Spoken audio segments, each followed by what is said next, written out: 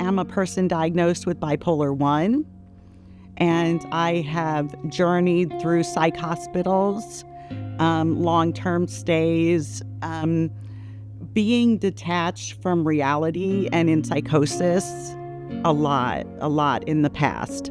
Also, I am a person who has a substance use disorder, and I am today over 4 years clean and sober.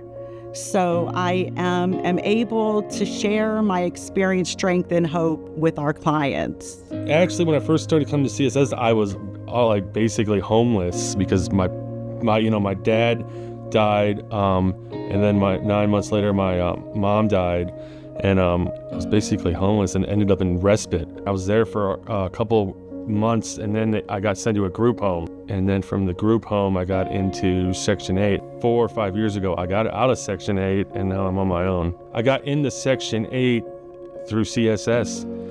My first interaction with CSS, I do not have a memory of because I was hospitalized in psychosis, and a case manager came to the hospital and spoke with me at length for like an hour, and I have no memory of that interaction. I am so blessed because they returned, and when I left that hospital stay, I went to Maggie Carroll Smith House, and it's a group home here with CSS, and I was housed for almost a year at the group home as I journeyed into wellness.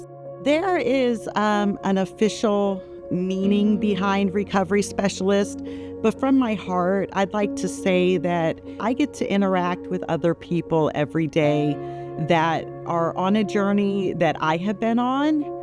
I am building relationships with these clients to kind of break down barriers to recovery, just to help them do even daily tasks like grocery shopping, or maybe a walk in the park for a client who is isolated a lot and doesn't get a lot of social interaction. When I started coming here in to CSS in 2009, I did feel like a client because, I was a client. Now it's starting to feel like, a family kind of, and it's just, that's part of the recovery process also. The art of recovery started, I think, about 8 years ago. About 10 years ago, I started getting into art with my grandmother, and then it just kind of motivated me even more to make more art through the art of recovery. The first year I submitted something, I think I got best of show the first year. I think they were called Spanish Tulips, and ever since then, it's just I've been in the art of recovery. A lot of people like myself have lost everything due to hospitalizations, and being detached from reality is a very scary thing.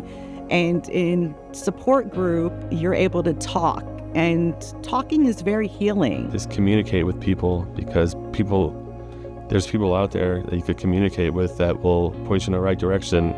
And there's a lot of people, out in the community like that. There is help, and there is caring, and there is a lot of love being part of community support services. So I would encourage anybody who is struggling to reach out.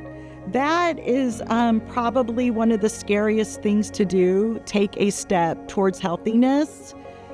But here at Community Support Services, when you come here, you're not alone. You're not alone. You're going to be welcomed. You're not going to be judged. You're going to be cared about. And you're going to have others who want what is just good for you, to see you heal and be happy and to have a good life.